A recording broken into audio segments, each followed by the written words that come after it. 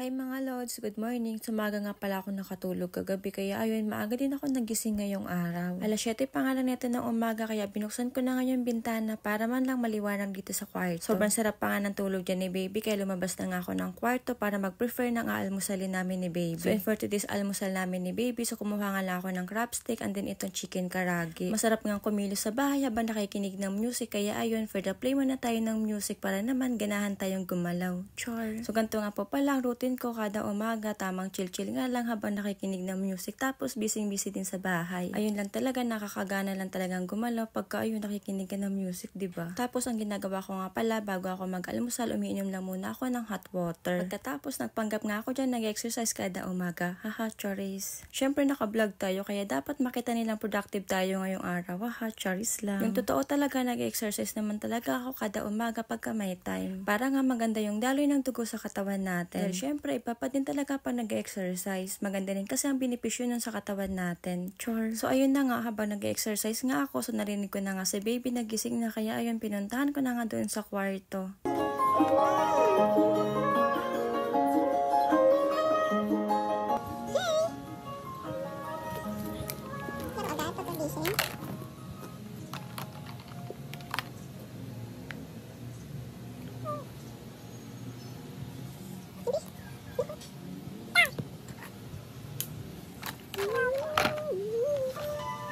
At dahil nga po gising na si baby, so nag-for the Milo na nga muna ako dito, and din si baby naman ay pillows. Wala pa kasing gana si baby kumain kaya ayan na nga lang muna yung pinakain ko sa kanya para meron lang laman yung tiyan niya. Tapos ako naman, nag-Milo lang ako and Skyflakes. Pagkatapos ko nga mag-almusal, so nilagay ko nga muna si baby sa high chair dahil maglilinis nga ako dito sa sala. Araw-araw talaga kasi ako naglilinis at nagpapagpag ng higaan namin dito sa sala dahil grabe, sobrang kalat nga ni baby. Marami din kasi mga pagkain na nagkalat kaya hindi talaga pwede na hindi mo pagpagan at hindi ka magwawalis. Pag binigyan mo kasi si baby ng biscuit or kahit ano saan-saan dadalhin kaya ayun nagkakalaglagan talaga. Well, ganun talaga, wala tayong magagawa kaya ganyan na lang talaga yung ginagawa ko araw-araw. Dahil parte talaga yun ng pagiging nanay natin. Mahirap man pero masaya. Syempre wala tayong di kakayanin para sa anak natin. Kaya saludo talaga ako sa lahat ng mga nanay, especially sa mama ko. Dahil marami nga kami magkakapatid, 7 kami pero nakayanan nila kaming buhayin. Inalagaan kami at inaruga tapos napalaki pa kami ng mabuti. Kaya sobrang proud na proud talaga ako kay mama at papa. Alam nyo ba na miss ko na silang dalawa. Pares na kasi silang dalawa nasa piling ng nigat kaya sobrang sakit talaga sa part ko na wala na kami mga magulang. Yung mga pangarap ko nga sa kanila hanggang ngayon na mabigyan sila ng magandang buhay. So ayun, hanggang ngayon tinutupad ko pa rin kahit wala na sila. How I wish po na sana yung mga pangarap ko kila mama matupad ko din talaga para maging proud sila sa akin. Dahil nung nabubuhay pa nga nun sila mama at papa, ang tanging hiling ko lang talaga at pangarap ko mabigyan talaga sila ng magandang buhay para man lang masuklian yung mga hirap na ginawa nila para sa amin magkakapatid. Sayang nga lang dahil yung pangarap ko sa kanila na magandang buhay, hindi ko nga nagawa nung nabubuhay pa sila. Kaya sorry po mama at papa dahil hindi ko man naparana sa inyo ang magandang buhay nung nasa piling ka pa namin. Kaya sobrang hirap talaga maging mahirap pero kahit ganun pa man, laban lang. Pero kahit ganun man, hindi pa rin talaga ako nawawalan ng pag-asa. Magtiwala nga lang tayo kay God and din sabay na din natin ng sipag at syaga dahil alam ko in God's perfect time sasang-ayon din sa atin ang mundo. Huwag tayo lagi mawalan ng pag-asa dahil habang may buhay may pag-asa. Ay, hala, napaka-inspiring naman nun. Tisan ba yung pinaghuhugutan mo nun? Haha, charis.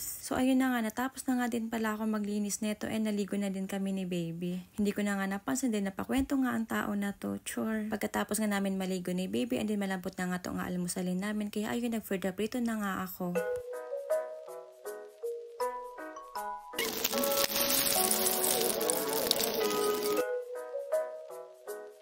At finally, yeah, ready na nga po ang almusal namin. Tara guys, kain po tayo. Let's go guys, kain na po tayo. Ready na nga yung food namin ni baby. So ito nga pala yung grapes, favorite pala yan ni baby.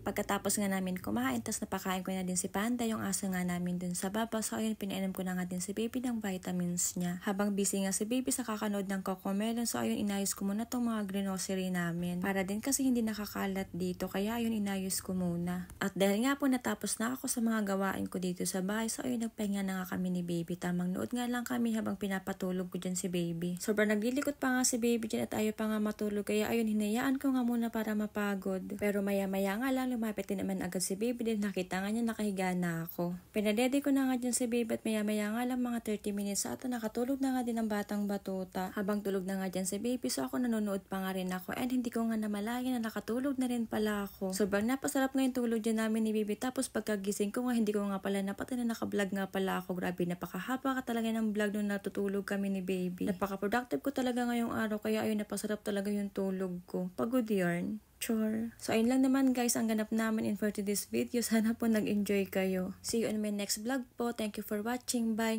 Love, love. Shout out nga din po pala kay William Ramirez Cabarles. Thank you po sa panonood ng mga vlog ko.